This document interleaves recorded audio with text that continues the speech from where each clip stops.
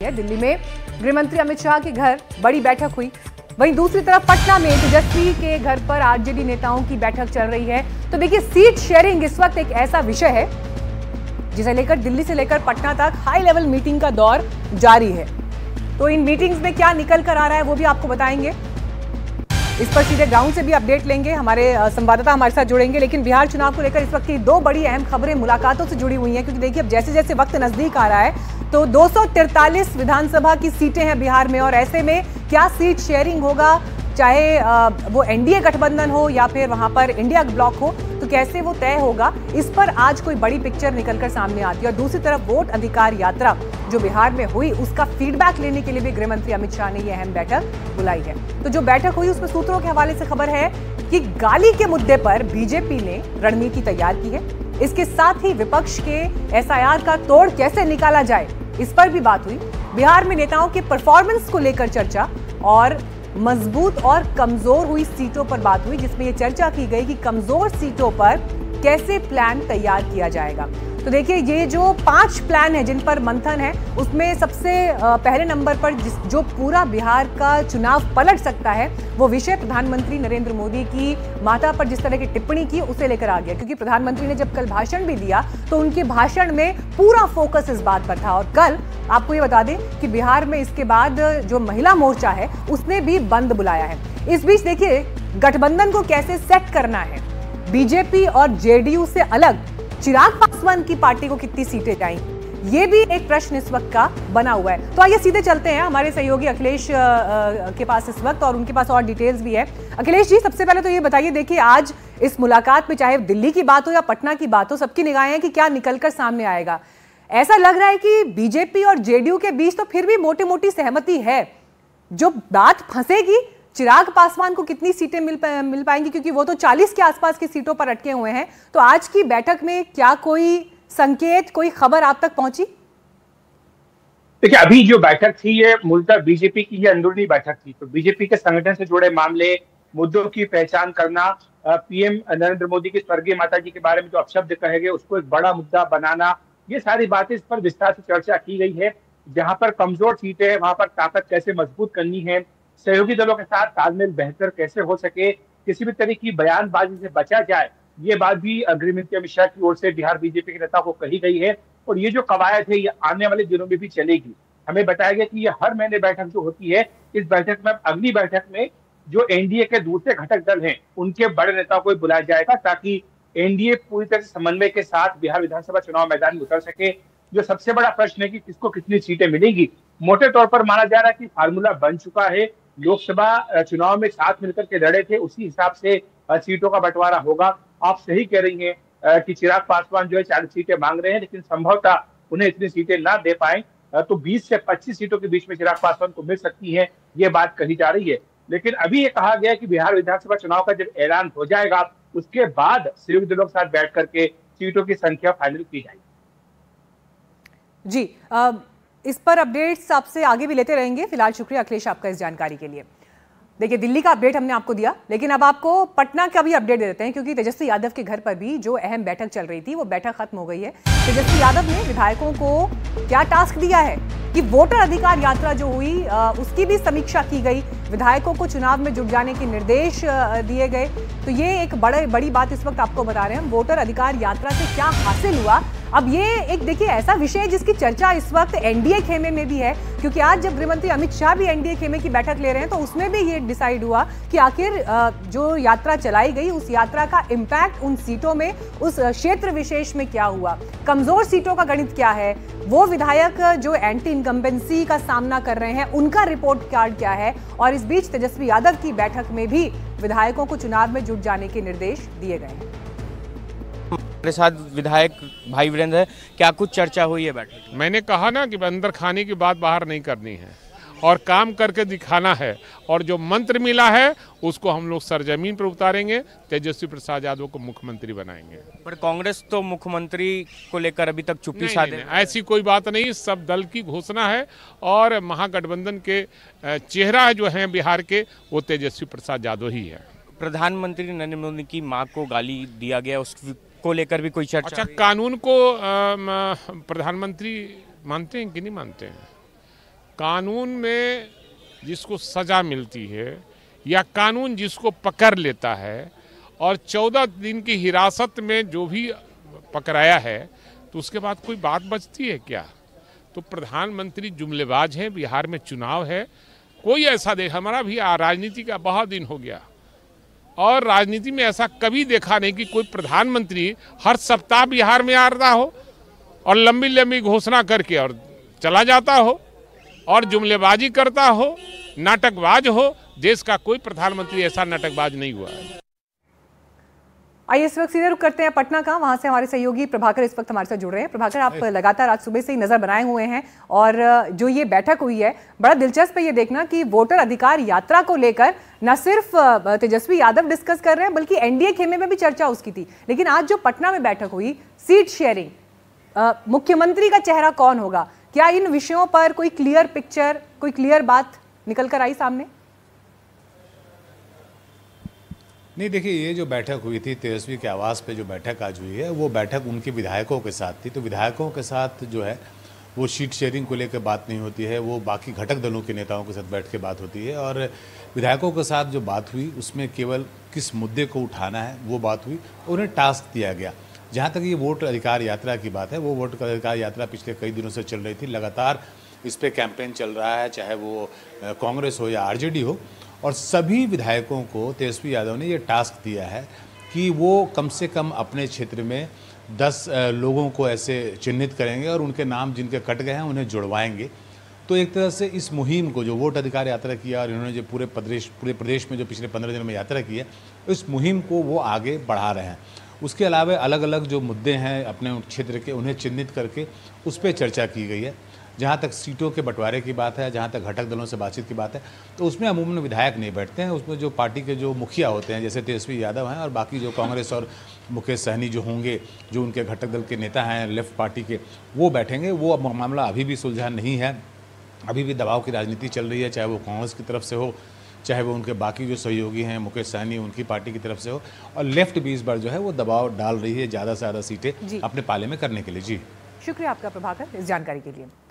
आगे बढ़ेंगे, लेकिन उससे पहले आपको एक बार फिर जल्दी से बता देते हैं कि आखिर एनडीए और महागठबंधन में सीटों को लेकर कहां पेंच फंसा है। सबसे पहले बात एनडीए की करते हैं। एनडीए में चिराग पासवान और मांझी ज्यादा सीटें मांग रहे हैं। चिराग के पास 5 सांसद हैं और इसी के आधार पर चिराग 40 के आसपास सीटों की मांग कर रहे हैं। तो वहीं मांझी का कहना है कि उन्हें गठबंधन में 20 सीटें चाहिए।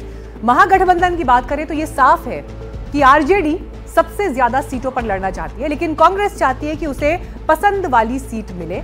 ये बात तो तय हो चुकी है कि कांग्रेस को पिछली बार की तुलना में कम सीटें मिलेंगी, लेकिन उसकी शर्त यह है कि पसंद वाली सीटें चाहिए। बड़ी मुश्किल वीआईपी के मुकेश सहनी ने पैदा कर रखी है। सहनी 50 सीटों की मांग कर रहे हैं। बड़ी चुनौती वाम दलों की सीटों का बंटवारा भी है। तो जिस बात का जिक्र भी प्रभाकर भी कर रहे थे कि देखिए, जब ये बैठक होगी जिसमें सीटों को लेकर डिस्कशन होगा, तो उसके बाद जाकर ये तस्वीर और क्लियर हो पाएगी। अपडेट्स आपको इस पर देते रहेंगे। अब देखिए, वैसे नेता दिल्ली और पटना में चाहे कोई भी रणनीति बना रहे हों, लेकिन असली फैसला तो बिहार की महिलाओं की मुट्ठी में है। और ये हम नहीं कह रहे, आंकड़े इस बात को कंफर्म कर रहे हैं। पीएम ने जब कल अपने भाषण में मां को लेकर भावुक बातें की, बार बार गाली का जिक्र किया, तो सारे चुनावी पंडित इसी गुना भाग में लग गए कि आखिर ये तीर किधर जाकर लगेगा। मेरी मां का शरीर तो इस दुनिया में नहीं है। कुछ समय पहले 100 साल की उम्र पूरी करके वो हम सबको छोड़ के चली गई। मेरी उस मां को आरजेडी कांग्रेस के मंच से भद्दी भद्दी गालियां दी गई। प्रधानमंत्री मोदी ने आधे घंटे में 98 बार मां शब्द का इस्तेमाल किया। उससे साफ है कि गाली को लेकर एनडीए ने बिहार विधानसभा चुनाव के लिए आर पार की तैयारी कर ली है। दरअसल पीएम की मां को गाली का मुद्दा बड़ा ही इमोशनल मुद्दा है और बीजेपी इसे पूरी तरह से चुनाव में भुनाना चाहती है। सूत्रों के हवाले से खबर है कि बीजेपी ने मां को लेकर एक बड़ा प्लान तैयार किया है। पटना से प्लान तैयार करके दिल्ली भेजा गया। दिल्ली से हरी झंडी मिलते ही बीजेपी कार्यकर्ता इस प्लान को जमीन पर उतारने में जुट जाएंगे। सूत्र बता रहे हैं कि बीजेपी घर घर जाकर मां का सम्मान करेगी। इसके साथ ही मां के साथ सेल्फी कैंपेन को भी लॉन्च किया जाएगा। बिहार में ये कोई पहली दफा नहीं है कि कोई पार्टी इमोशनल कार्ड खेल रही हो। इससे पहले बिहार में कई बार इमोशनल कार्ड खेले जा चुके हैं, जिसका फायदा सियासी पार्टियों को खूब हुआ है। 2020 का विधानसभा चुनाव याद कीजिए। जब नीतीश को लगा कि उनका जनाधार खिसक रहा है तो उन्होंने जनता से अपील की थी कि ये उनका आखिरी चुनाव है, इसलिए उन्हें वोट करें। इसका फायदा भी उन्हें हुआ और एनडीए की सत्ता बरकरार रही। इसी तरह साल 2000 में जब बिहार में चुनाव हुए थे तब लालू यादव ने भी इमोशनल कार्ड खेला था। लालू ने चारा घोटाला में साजिश का आरोप लगाया था और सहानुभूति बटोरने की कोशिश की थी। लालू को इसका फायदा भी मिला और आरजेडी को लगातार तीसरी बार बिहार की सत्ता मिली।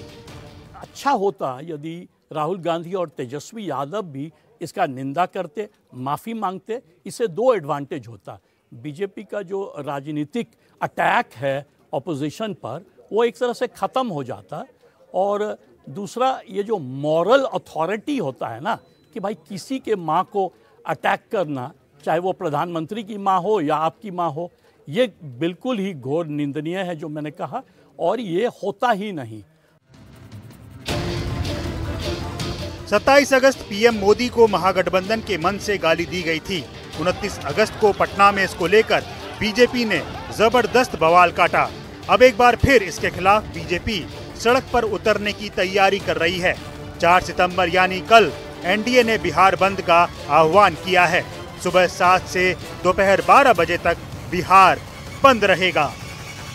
और जननी को कोई अपमान करता है तो वो कभी भी भगवान उसे माफ नहीं कर सकता है। इसलिए उसमें निश्चित रूप से इनको तो सजा मिलेगा ही, लेकिन कल बिहार देखिएगा स्वतः बंद रहेगा। हम 12 बजे तक स्वतः कोई नहीं, सबको अपनी माँ का अपमान फील हुआ है। माँ सियासत का विषय नहीं है। माँ को ढाल बनाकर वोट लेना भी उचित नहीं है। जिसने भी गाली दी, जिसने भी आदरणीय प्रधानमंत्री जी के माँ के बारे में कुछ अपशब्द कहे, उसको अभी तक फांसी क्यों नहीं दिया जा रहा है? सरकार उनकी है। जब उस मंच पर श्री राहुल गांधी जी, श्री तेजस्वी जी गए ही नहीं, तो वो आरजेडी कांग्रेस का कैसे हो गया? ये तो प्रमाणित हो गया कि वो ना आरजेडी का है, ना कांग्रेस का वर्कर है, कार्यकर्ता है। तो ये साजिश और षड्यंत्र किसका है?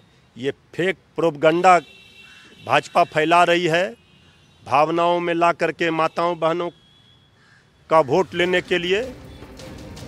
दरअसल मां के इस इमोशनल कार्ड के पीछे आपको वोटों का गणित भी बताते हैं। बिहार में महिला वोटर्स की संख्या 3,72,00,000 है। 2024 के लोकसभा और 2020 के विधानसभा चुनाव में महिलाओं ने वोटिंग भी ज्यादा की थी। बिहार में महिलाओं के एक बड़ा वर्ग का साथ नीतीश को है। नीतीश ने महिला वोटर्स को लुभाने के लिए स्कूली छात्राओं को साइकिल का तोहफा दिया। बिहार में शराबबंदी की, जीविका दीदी के लिए काम किया और पंचायत में महिलाओं को 50% आरक्षण दिया। एनडीए की पूरी कोशिश है कि ये वोट न सिर्फ छिटके, बल्कि महिला वोटर्स पूरी तरह से महागठबंधन के पाले से खाली हो जाए। 35% रिजर्वेशन पुलिस भर्ती में 10,000 रुपए हर महिला को 1-2 दिन पहले अनाउंस किया गया है।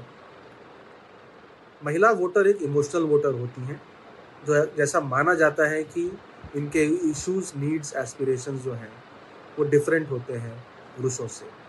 अब ये जो प्रधानमंत्री को की माँ को जो गाली दी गई है कांग्रेस के प्लेटफॉर्म से, ये एक मुद्दा जो है वो बहुत बड़ा होता जा रहा है। बिहार में भी बंद की घोषणा करी है भाजपा और एनडीए ने। ऐसे कई और मौके बिहार के चुनाव में आए जब वोट बटोरने के लिए इमोशनल कार्ड चला गया। बहरहाल बीजेपी जिस तरीके से गाली के मुद्दे को लेकर महागठबंधन से आर पार के मूड में है और इसका कितना फायदा उसे चुनाव में मिलेगा, ये तो आने वाला वक्त ही बताएगा। Bureau report, NDTV India. आज से शुरू हुई जीएसटी काउंसिल की 2 दिन की बैठक पर सबकी नजर है और इस बैठक में जीएसटी के बेहद अहम सुधारों पर मुहर लग सकती है। जीएसटी के मौजूदा 4 स्लैब में 2 स्लैब हटाए जा सकते हैं और अगर ऐसा हुआ तो बहुत सारे सामान सस्ते हो जाएंगे, बहुत सी सेवाएं भी। सवाल बस ये है कि राज्यों में जो गैर बीजेपी सरकारें हैं वो इस फैसले को किस तरह लेंगी।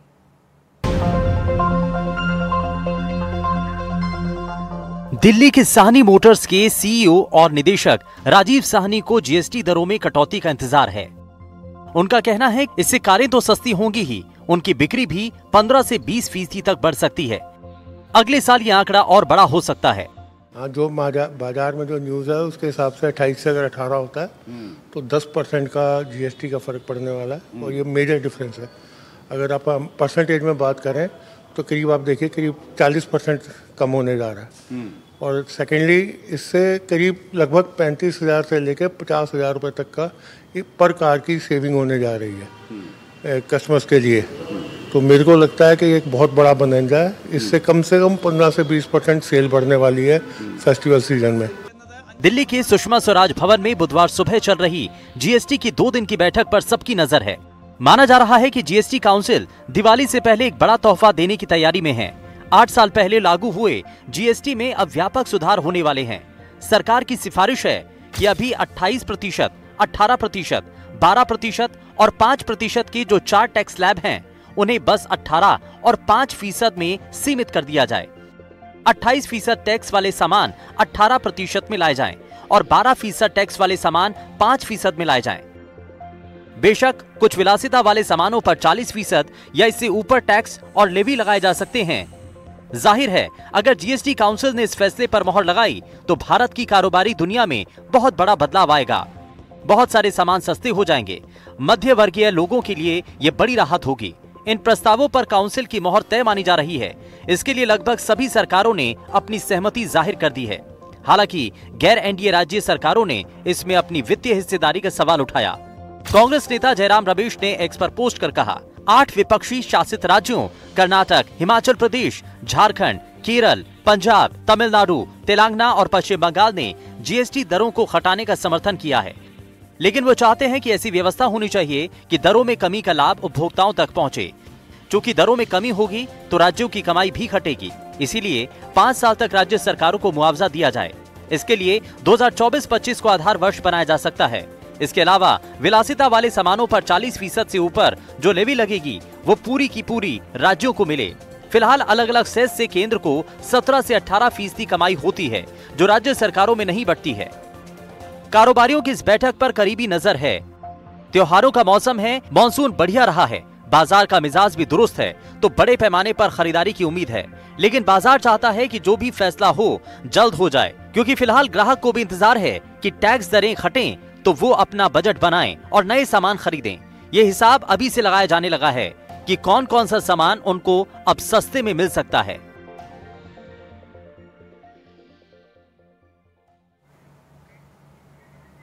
तो सवाल आपके मन में भी कई होंगे। खाने पीने के आम सामान पर अभी 12% जीएसटी लगता है, जो कि बाद में जब सुधार की बात हो रही है तो उसके बाद 5% रह जाएगी। तो खाने पीने का कौन सा सामान कितना सस्ता हो सकता है, इसके लिए कुछ डिटेल हमने आपके लिए तैयार की है। और आइए आपको ये भी दिखाते हैं कि जैसे अगर हम बात करें ब्रांडेड सरसों के तेल की, ये वो चीज़ है जो आपकी डेली लाइफ में काफ़ी यूजफुल है। सरसों तेल जिसका 370 के आसपास का भी मूल्य अगर अलग अलग ब्रांड्स के एक एवरेज के हिसाब से देखें, 12% की मौजूदा दर है, प्रस्तावित दर 5% है। तो देखिए इससे 26 रुपए तक दाम कम हो जाएगा। ऐसे ही 650 रुपए घी के दाम 12% की दर है मौजूदा, 5% तक अगर कम हो जाएगी तो फिर ये 45 रुपए की कमी आ जाएगी। बादाम के दाम में 70 रुपए तक की कमी आ सकती है, जैम के दाम में 14 रुपए और नमकीन के दाम में 7 रुपए। तो रोजाना आपके किचन घर में जो चीजें इस्तेमाल होती हैं, ये सब उन प्रोडक्ट्स की जानकारी आपको हम दे रहे हैं जिनका दाम कम हो जाएगा और आपके लिए राहत ये लेकर आएंगे। तो कुछ दूसरी चीजों पर भी नजर डालते हैं। जैसे सोलर कुकर पर अभी 12% का टैक्स लगता है, प्रस्तावित दर 5% की है। और इरेजर यानी रबड़ पर अभी 5% टैक्स लगता है, तो जिस पर पूरी तरह से टैक्स हटाने की बात है। नोटबुक 12% मौजूदा दर, 5% तक प्रस्तावित दर इस पर भी मालूम चल रही है। ऐसे ही टूथपेस्ट की भी बात करें तो 12% फिलहाल अभी इस पर भी टैक्स लगता है, लेकिन 5% तक प्रस्तावित है इस पर भी। शैम्पू साबुन 18% की कैटेगरी में 18%, तो इस पर भी प्रस्तावित दर के हिसाब से जब 5% होगा तो दाम इनके भी कम हो जाएंगे। तो अब देखिए, वैसे तो 20 अक्टूबर को दिवाली है, लेकिन इस बीच योगी सरकार के एक फैसले ने करीब 11 लाख लोगों के लिए पहले ही दिवाली का ऐलान कर दिया है। सूबे के आउटसोर्सिंग कर्मचारियों के लिए सरकार ने कई ऐतिहासिक फैसले किए हैं, जिससे उनकी सैलरी तो बढ़ेगी ही, काम के हालात भी बेहतर होंगे। मंगलवार को यूपी की योगी सरकार ने आउटसोर्सिंग कर्मचारियों को लेकर अहम फैसला लिया। आउटसोर्स कर्मचारियों की भर्ती सरकार अब खुद करेगी और इसके लिए उत्तर प्रदेश आउटसोर्सिंग सेवा निगम बनाया जाएगा। सरकार का कहना है कि आउटसोर्सिंग कर्मचारियों को हर महीने 16 से 20 हजार रुपए का वेतन मिलेगा और उनकी नियुक्ति 3 साल के लिए होगी। अभी तक ये कॉन्ट्रैक्ट 1 साल का होता था। आउटसोर्स कर्मचारियों को हर महीने की 1 से 5 तारीख तक सैलरी मिलेगी, जो सीधे उनके खाते में जाएगी। इसके अलावा कर्मचारियों को पीएफ यानी प्रोविडेंट फंड और ईएसआईसी यानी कर्मचारी राज्य बीमा निगम जैसी सुविधाएं मिलेंगी। नियमित पदों के अगेंस्ट इसपे आउटसोर्स या संविदा पर नहीं दिए जाएंगे। साथ ही साथ जो निगम है वो जेम पोर्टल के माध्यम से सर्विस प्रोवाइडर तय करेंगे, एजेंसीज तय करेंगे और इन लोगों का जो मानदेय है वो 16,000 से 20,000 रुपए तक होगा। साथ ही साथ यदि किसी प्रकार की अनियमितता पाई जाती है 3 वर्ष के लिए इनको सेवा का अवसर मिलेगा और किसी प्रकार की अनियमितता पाई अगर जाती है तो विभाग की संस्तुति पर जो एजेंसी है निगम के भी संज्ञान में लाकर उसकी सेवाओं को समाप्त किया जा सकता है। उत्तर प्रदेश में 93 विभागों में 11 लाख से अधिक ऐसे कर्मचारी काम कर रहे हैं जो कॉन्ट्रैक्ट पर हैं। सरकार ने यह भी बताया है कि अब आउटसोर्स कर्मियों की भर्ती परीक्षा और इंटरव्यू के जरिए की जाएगी। जिस निगम का गठन किया जा रहा है उसे अलग अलग विभाग खाली पदों पर भर्ती का प्रस्ताव बनाकर देंगे, जिसके बाद प्रक्रिया शुरू की जाएगी। यूपी में करीब 11 लाख आउटसोर्सिंग कर्मचारी हैं, यानी वो कर्मचारी जो सरकारी वेतनमान पर नहीं होते बल्कि एजेंसीज के जरिए हायर किए जाते हैं। आखिर सरकार के फैसले से उनके लिए क्या बदल जाएगा, किस तरह के बदलाव जिंदगी में आएंगे? तो देखिए, पहले इन कर्मचारियों की नियुक्ति 1 साल के लिए होती थी, लेकिन अब ये 3 साल के लिए होगी। पहले इनका मानदेय कम से कम 10,000 होता था, अब कम से कम 20,000 रुपए, ऑलमोस्ट डबल ये है, दिए जाएंगे। पहले एजेंसी के जरिए इनके पास सैलरी पहुंचती थी, लेकिन यहां पर बड़ा बेनिफिट है। देखिए, सीधे खाते में पैसे जाएंगे, यानी बीच में वाया रूट नहीं है। पहले सैलरी में देर होती थी, लेकिन अब 1 से 5 तारीख के बीच ये सैलरी इन्हें मिल जाएगी।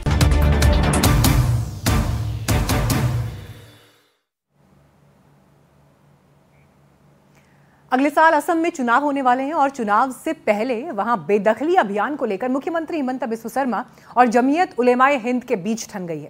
हिमंता ने चेतावनी दी है कि मदनी हद पार करेंगे तो उनकी गिरफ्तारी हो जाएगी। सीएम मैं है, सीएम मादानी नय मैं मादानी फादानी होए न। सीएम मैं है, सीएम मादानी नय मैं मादानी फादानी होए न। मदनी सीएम नहीं है, मैं सीएम हूँ। मैं मदनी से नहीं डरता। असम के मुख्यमंत्री हिमंता बिस्वा शर्मा ने जमीयत उलेमाए हिंद के अध्यक्ष महमूद मदनी को चेतावनी दी है। हिमंता ने कहा कि मदनी नहीं मानेंगे तो गिरफ्तार कर लिए जाएंगे। मादानी कौन है? मादानी की भगवान निकी तो मादानीर बहादुरी कांग्रेस থাকিলে চলে, বিজেপি থাকিলে মাদানী ফাদানীর একো বাহাদুরি নাই। বেশি কৰিলে মই মাদানীক ভৰাই দিম। মই কলো নহয়, মাদানীক বেশি কৰিলে ময়ে ভৰাই দিম। सीएम মই হে, सीएम মাদানী নহয় মই মাদানী ফাদানীক। दरअसल महमूद मदनी सोमवार को असम के गोलपाड़ा जिले में पहुंचे थे और वहां चल रहे बेदखली अभियान का उन्होंने जायजा लिया था। और इसके बाद एक प्रेस कॉन्फ्रेंस करके मदनी ने राज्य सरकार से कहा था कि बेदखली अभियान सुप्रीम कोर्ट द्वारा तय नियमों के मुताबिक चलाए जाने चाहिए। यहाँ स्टेट में इविक्शन का काम हो रहा है, बहुत जगहों पे होता है, लेकिन यहाँ के जिस तरह किया जा रहा है, मैं गया था कल बहुत सारे इलाकों में, तो जिस तरह किया जा रहा है इसको देखकर दुखी होना, मुझे लगता है आप लोग भी अगर जाएंगे, देखेंगे तरीक़े को, सिस्टम को, तो आपको भी कष्ट होगा। मुझे बहुत कष्ट हुआ, बहुत दुख हुआ। और ख़ास तौर से इसलिए कि कौमें और मुल्क, कंट्री, देश सिस्टम से बनते हैं।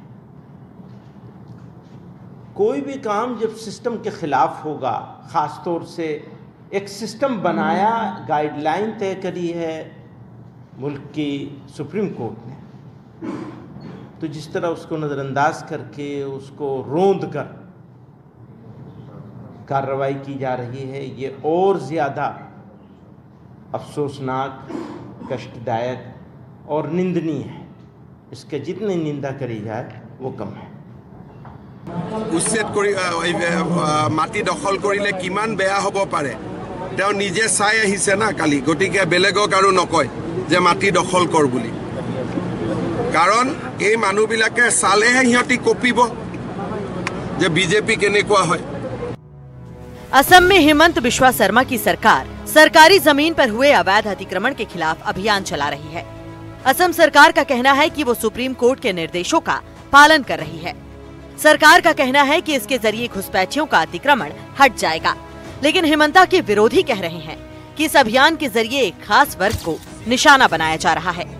Bureau report, NDTV India.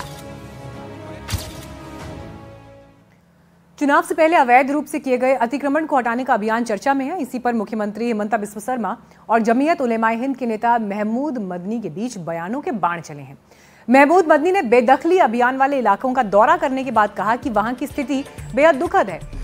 CM Himanta ने इस पर काफी सख्त लहजे में जवाब दिया कि मदनी कौन है, भगवान है क्या।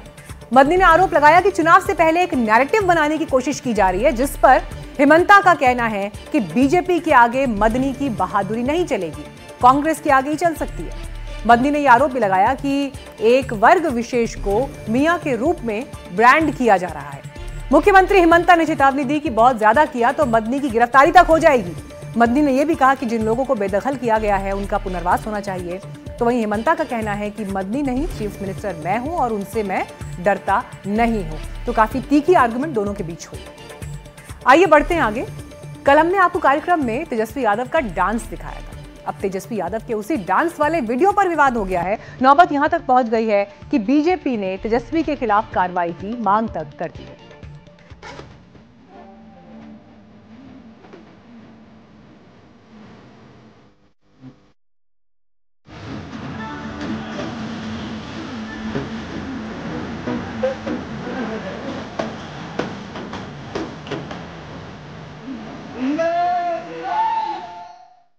पटना में मरीन ड्राइव के पास बीच सड़क पर तेजस्वी यादव ने डांस किया, रील्स बनाई और कुछ इन्फ्लुएंसर्स के साथ मस्ती की। वीडियो सोशल मीडिया पर आते ही छा गया, लोगों ने खूब पसंद किया।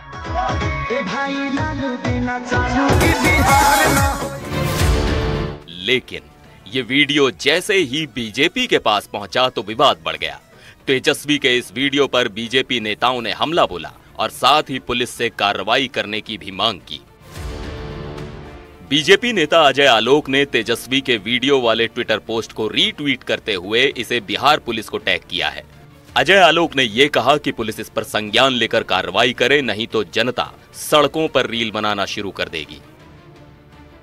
इसी जेपी गंगा पथ पर बिहार के नेता प्रतिपक्ष तेजस्वी यादव का एक वीडियो सोशल मीडिया पर काफ़ी तेजी से वायरल है, जिसमें तेजस्वी यादव डांस करते हुए नजर आ रहे हैं। कई सारे युवा और इन्फ्लुएंसर्स उनके साथ हैं, लोग काफ़ी पसंद भी कर रहे हैं।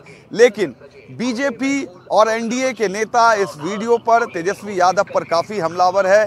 बिहार सरकार के मंत्री है अशोक चौधरी ने भी ट्वीट करके तेजस्वी यादव पर हमला किया है और कई भाजपा के ऐसे नेता हैं जो प्रशासन से कार्रवाई की भी मांग कर रहे हैं कि तेजस्वी यादव ने ट्रैफिक नियमों का उल्लंघन किया है।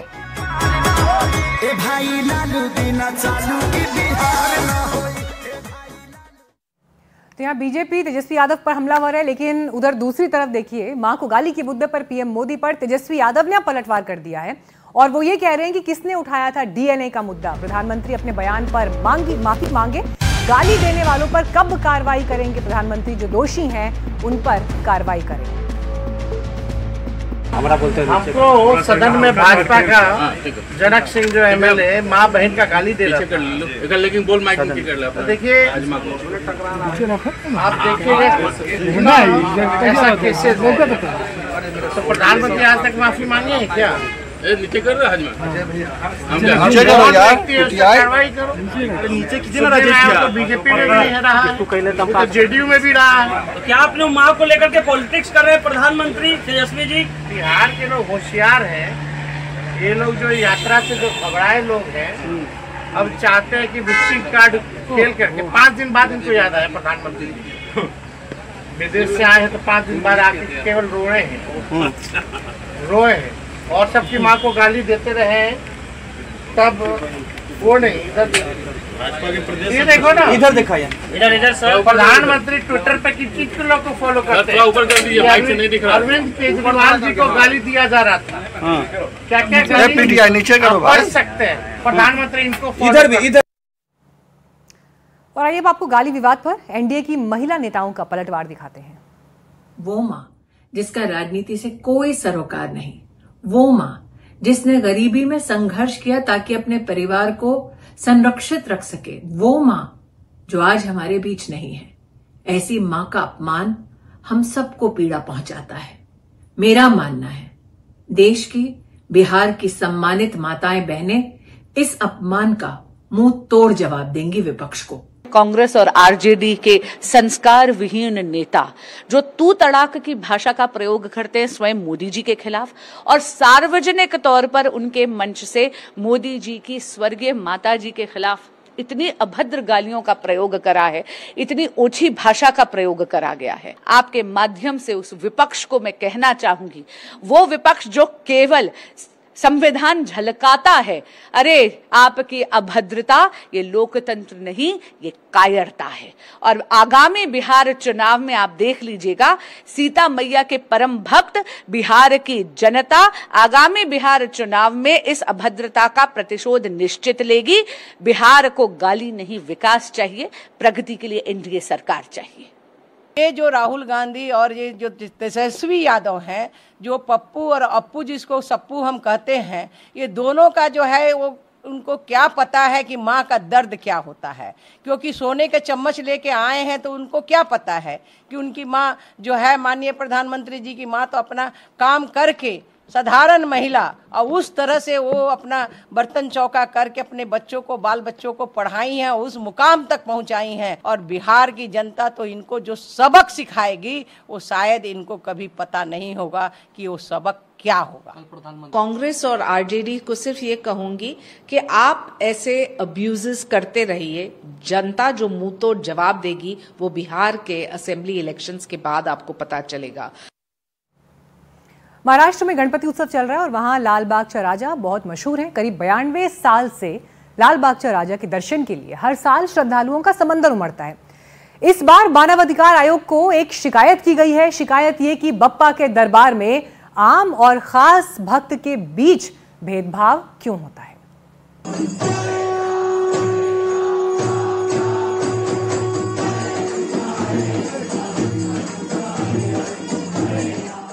ये तस्वीरें हर साल आती हैं। गणपति उत्सव के दौरान लाल बाग के राजा के दर्शन के लिए सेलिब्रिटीज पंडाल में पहुंचते हैं और उन्हें भीड़ का सामना नहीं करना पड़ता है।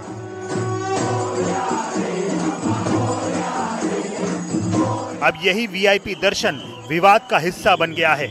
आरोप है कि जो लाखों भक्त लाल बाग के राजा के दर्शन के लिए आते हैं, उनके साथ यहाँ भेदभाव किया जाता है। गणपति के दर्शन के लिए 2 अलग अलग कतारें बनाई जाती हैं।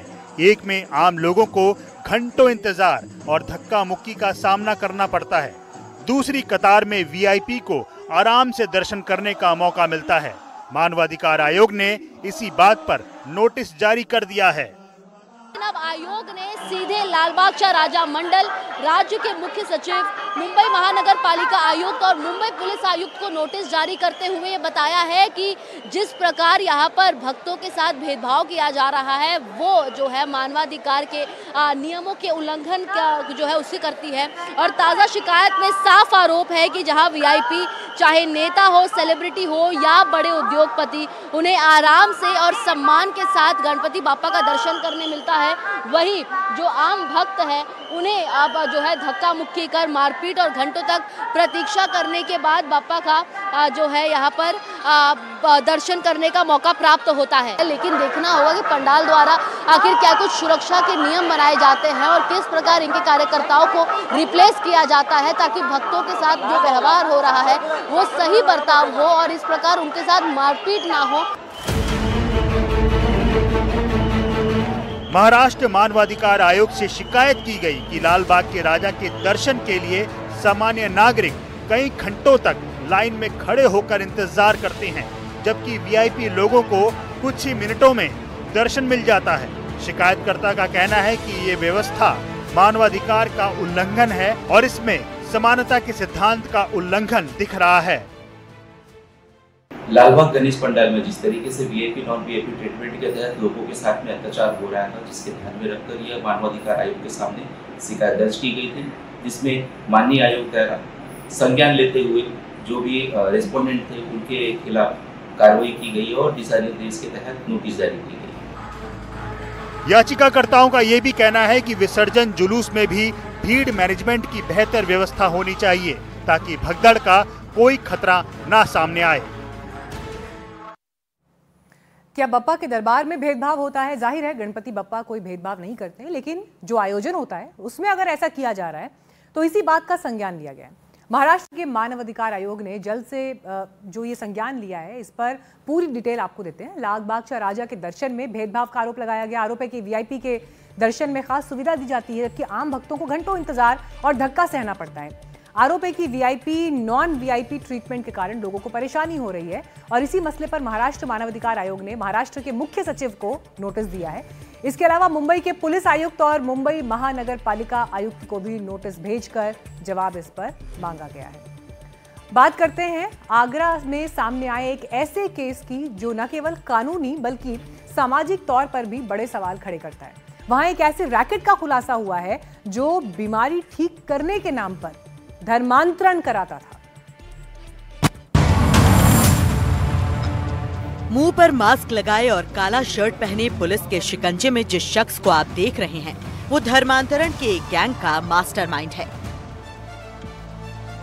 ये वो शख्स है जो भोले भाले लोगों को टारगेट करता था, बीमारी ठीक करने के नाम पर लोगों को बुलाता और धर्मांतरण कराता। पहले आपको बताते हैं कि इस पूरे रैकेट का खुलासा कैसे हुआ। दरअसल पुलिस को शिकायत मिली थी कि राजकुमार लालवानी बीमारी का लालच दिलाकर लोगों का धर्मांतरण कराता है। इसके बाद पुलिस ने पूरी प्लानिंग से जांच शुरू की। पुलिस ने महिला कांस्टेबल को सादे कपड़ों में आरोपी के सत्संग में भेजा।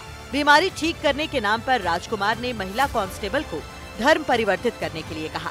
इसके बाद इस रैकेट का खुलासा हुआ। पुलिस को इस रैकेट का पर्दाफाश करने में 2 महीने लग गए। इसमें सादे में हम लोगों ने महिला पुलिसकर्मी और उनको भेजा था वहाँ पे और इसमें उनको भी कन्वर्ट करने की कोशिश की। तो जो उन्होंने कैसे जो है सेल्फ टेक्नोलॉजी वीडियो भी बनाई थी। बेसिकली ये करता ये था कि महिलाओं को इसने पहले से ब्रीफ कर रखा था, जब मैं तुम्हारे सर पे हाथ रखूंगा प्रेयर करने के बाद तुम गिर जाना।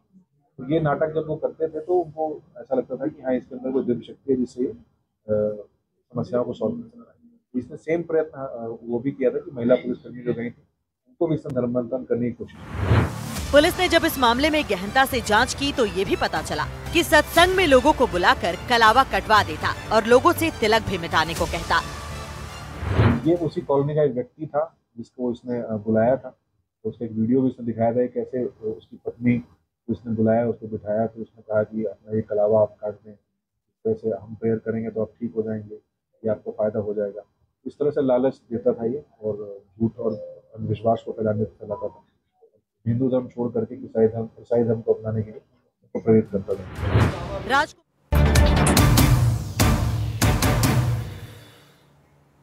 इस तो रही एक बड़ी खबर। सपा अध्यक्ष अखिलेश यादव के खिलाफ बीजेपी विधायक केतकी सिंह के बयान के बाद बवाल मचा हुआ है।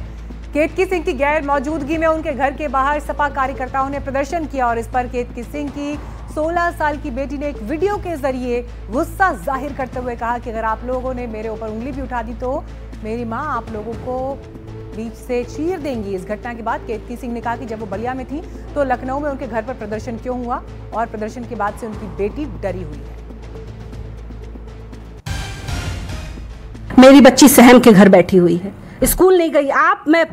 मैं मीडिया से कहना चाहूंगी कि इस बात को सोचना पड़ेगा, समाज तक पहुंचाना पड़ेगा कि मेरे पास सब कुछ होते हुए मेरी बेटी स्कूल नहीं गई और कल भी जाएगी कि नहीं और 1 हफ्ते जाएगी कि नहीं इसका कोई पता नहीं है। मैंने सीधे आपसे लड़ा। मैं आपके घर की आपकी बेटी का मैंने किसी का नाम नहीं लिया। मैंने उनकी पत्नी भी, अखिलेश यादव जी की श्रीमती भी नेता हैं, मैंने उनका नाम भी नहीं लिया, क्योंकि महिला को राजनीति में नहीं घसीटना चाहिए। मुझसे लड़ते ना,